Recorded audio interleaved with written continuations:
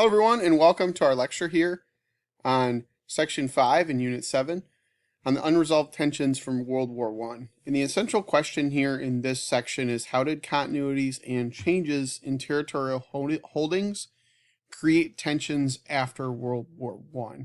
Now the main focus here isn't going to be on everything. It's ultimately going to be on the nationalism movements, specifically in Asia is where we're going to spend most of the time. In a little bit, we'll talk a little bit about what's going on in Africa as well, because this is a really huge topic, so we're kind of narrowing it down. So let's get started. To kind of set the stage, so we have World War I ends, and with it ending, we have economic crises that are happening in many countries throughout the world. And because of this, unresolved disputes over land are going to fester, and in some cases, they're going to explode. And if they don't explode now, they're going to do it later after World War II or in the years after that. So what ends up happening is the victors of World War I, mainly Europe and Japan, United States included too, start to expand control over their colonial territories. Now, the expansion of the territorial position is mainly with Europe and Japan. Now, nationalism is actually going to start spreading throughout the world, and that's where we're going to kind of focus today, is the spreading of nationalism, in particular in Africa and Asia.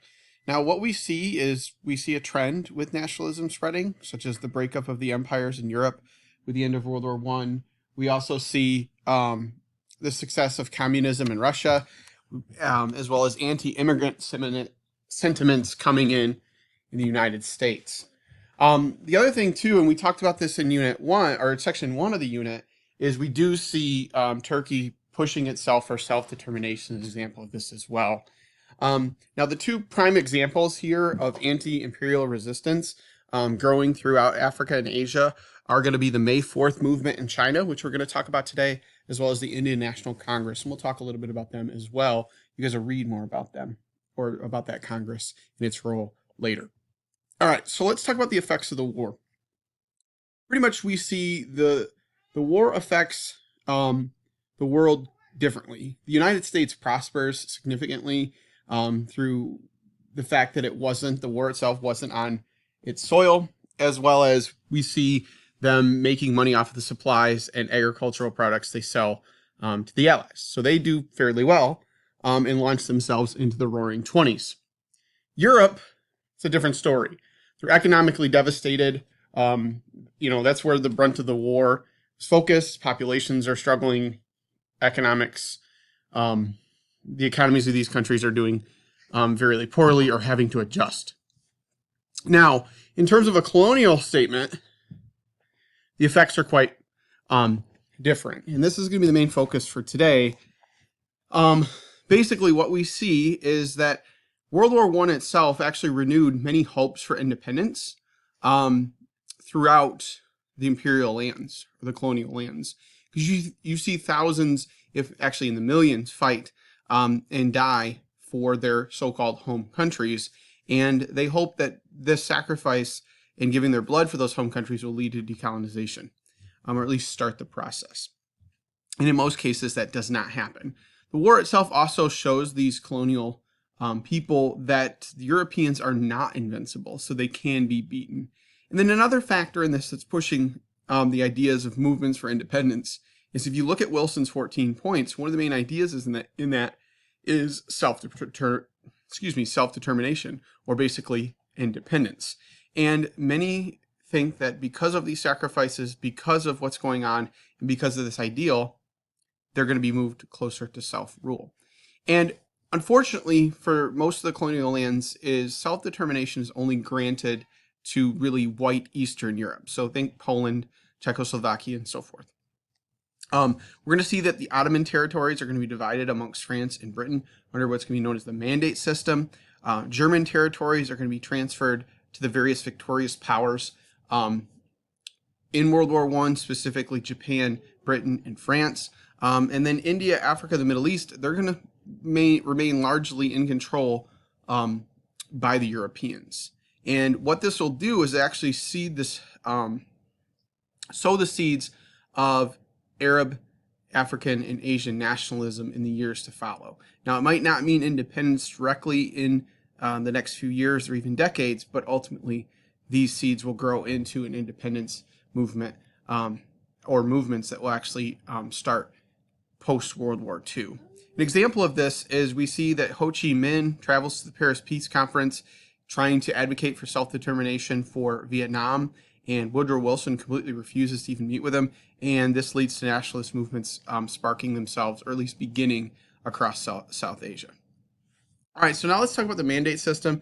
The mandate system was set up by the Allies, and it was a system they used through the League of Nations to basically take control of the Central Powers' lands and then divide them up amongst themselves, particularly between France, Great Britain, and Japan, as well as a little bit here and there for the others like Italy. But for the most part, the idea was that these lands, in particular in the Middle East and Africa, would be put under the tutelage of these greater European powers and brought up to a standard where they eventually could achieve independence. That's the idea behind it. The practice is pretty much imperial expansion and exploitation by these powers. And we see this in the Middle East, in particular in the Ottoman lands, with the agreements that we've already looked at with Sykes-Picot, where they divided up the Ottoman territories, as well as the Balfour Declaration with the establishment of Palestine being a place for the Jews to go. And what this does, in particular with Sykes-Picot and how the mandate system divides up the Middle East, is it really, really angers the Arabian rebels that fought on the Allied side during World War I, because they thought that they were fighting for their own independent state. And what this does ultimately is it creates a movement for basically an Arab nationalist movement, or what we call Pan-Arabism, which is the idea that all Arab lands, specifically in the Middle East and North Africa, should be united as one. All right, so now we're going to move on to South Asia. So we see setbacks for self-determination for the Middle East, South Asia, and Africa at the Paris Peace Conference. And all of these setbacks in these areas lead to increased anti-imperial, increased independence movements. And the best example of this is the Indian National Conference, which was long established before World War I, but because of its role in politics and what it was able to establish in the years before World War I and then during World War I, they emerged as a very, very, very, very strong voice for independence in India.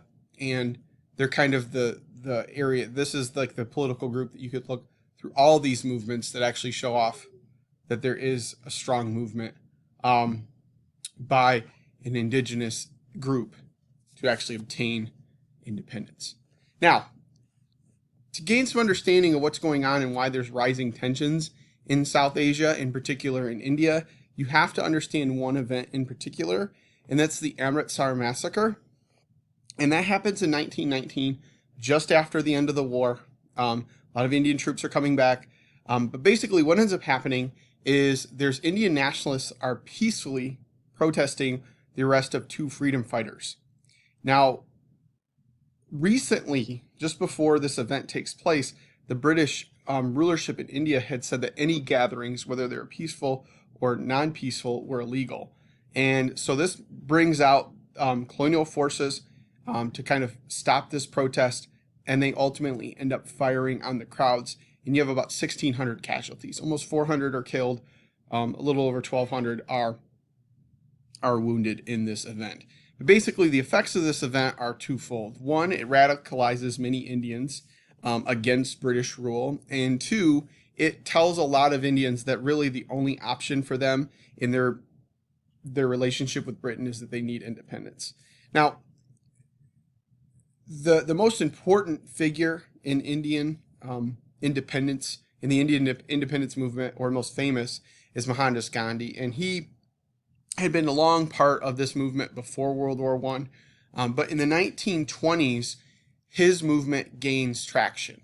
Whether it's because of the Amritsar massacre or many other reasons, that's for another time. But basically, his movement and his process of using civil disobedience in peaceful action, okay, or using the soul of devotion or the satyagraha, sorry if I pronounced that terribly, is gaining not only influence in India, but also worldwide recognition as well. Now, to further kind of talk about Gandhi, you need to understand him just basically as that he is trying to expose the injustices of the imperial system in general, but specifically that of Britain, because that's who's controlling India and who he's experienced their relationship or has a experienced relationship with that system, whether it was in Britain or even in South Africa. Now, what he's pushing for is a boycott of all British goods. An example of this is him. He himself actually stops wearing Western style clothing and starts wearing homespun clothing, such as the dhoti, which you can see him wearing here in the picture on the Salt March. Now, one of his biggest movements, very peaceful demonstration, was the Salt March in 1930. And basically, what happened with the Salt March is the British wanted a monopoly on the sea salt trade in India because it's really easy. The climate of India breeds itself to the trade of this good. And they wanted a monopoly, so they made it illegal for Indians to produce their own sea salt. Well, Gandhi didn't like this, so what he did is he just simply picked up a little handful of salt and he led thousands of Indians on a peaceful march in protest of this British ruling in this trade good.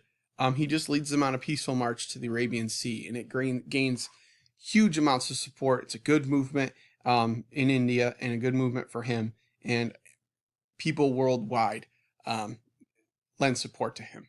Now, in terms of South Asia and the actual Indian independence over time, we'll talk about this a little bit later, we do see a disagreement growing in Indian independence in their movement.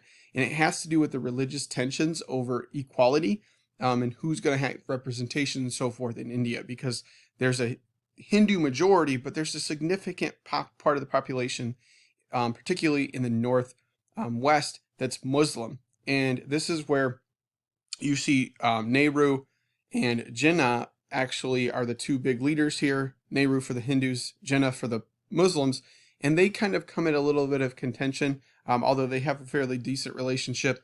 But Jinnah actually proposes a two-state solution where India, if it were to gain independence, you'd have a Muslim state, or what we call Pakistan, to the northwest, and then India, which would be a Hindu majority, would be the rest of the area.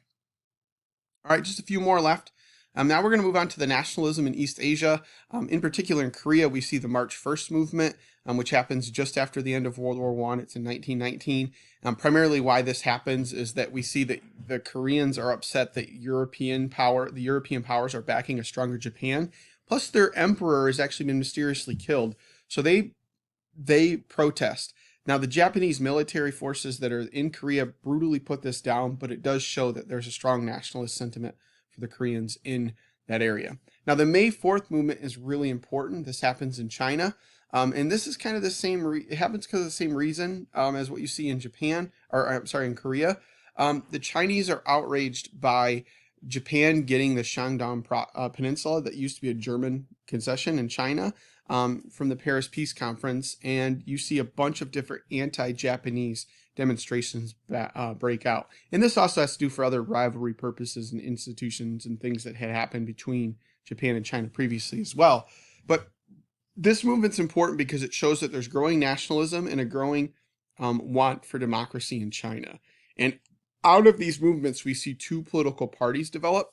We see the Chinese Communist Party, or the CCP, led by Mao Zedong, develop during this period, as well as the Chinese nationalists, which had already existed, the Kuomintang, led by Sun Yat-sen, where they want independence, pushing for industrialization and ending foreign domination. And these two sides, for a period of time, even though they don't really get along, do kind of put their differences aside for a short period of time. But ultimately what will happen is in 1927, the nationalists, or the Kuomintang, that is now led by Chiang Kai-shek, actually attack Mao's forces, and this starts a civil war in China. Now, we're going to kind of go through what's going to happen in East Asia in the 1930s briefly. So in 1931, Japan invades Manchuria after the Mukden incident, and ultimately sets up a puppet state in Manchukuo, which is up here, Manchuria. And that allows them to establish some kind of control. Now, back to the rivalry that's going on between the communists and the nationalists, or in the Civil War, actually. You see Mao's communist forces are nearly annihilated in the early years of this war by Chiang's nationalists, and they are forced to retreat into the interior of China. Now, ultimately, what this leads to is the Long March. So in 1934, Mao leads his forces on a nearly 6,000-mile trek where he retreats from the southern part of China all the way up to the north. And it's a really, really difficult march across difficult terrain of all sorts.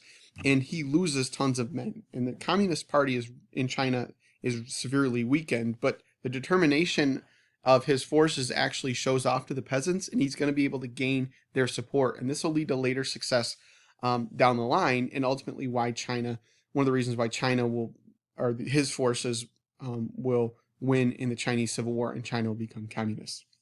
Now, there's going to be a brief period of pause in this Chinese Civil War because the Chinese communists and nationalists realize that their greater enemy and greater threat are the Japanese, who are invading in various places into China throughout the 30s and so forth. Now, that leads us to Japan here. Japan, they have a goal in Asia as well. They want to extend their power, and they want to establish what's going to be known as the Greater East Asia Co-Prosperity Sphere. And this is kind of similar to what the Europeans did, particularly the British and the French with the mandate system, is the idea that in the mandate system was that the Allies or British and French would bring up those areas for independence. Well, basically here it's a nationalist sentiment that Japan wants Asia to be only for Asians. But the practice is similar to the mandate system. It's Asia for Japan. They really want control for economic exploitation. Here you guys can see the whole idea, a whole map of the Greater East Asia Co-Prosperity Sphere of what the Japanese wanted to accomplish. This is actually the extension of their empire at its widest extent by 1942, which is essentially the same idea. They're trying to take as much land for their own purposes as possible. And then lastly, guys, we're into resistance here in French West Africa. Again, its failure to get any self-determination out of the Paris Peace Conference leads to pro-independence or anti-imperialist movements. And primarily in Africa itself, we see the European educated intellectuals that are, being educated in Paris or London come back to Africa and start pushing movements where they focus on racial discrimination or ending it and obtaining independence or self-determination in some way. And two important guys you can see here on screen are Jomo Kenyatta and Leopold Senghor in Kenya and Senegal. But ultimately right now what we're seeing in resistance to rule in West Africa or in Africa in general is mostly in the form of strikes, protesting against racial discrimination and better wages and benefits for workers. Now, ultimately, what this will do is these movements, even though they're in their very beginning stages here in Africa, whether it's West Africa or East Africa, they'll ultimately explode into independence movements in the post-World War II period. All right, guys, that's all I have for you. I'll see you in the next one.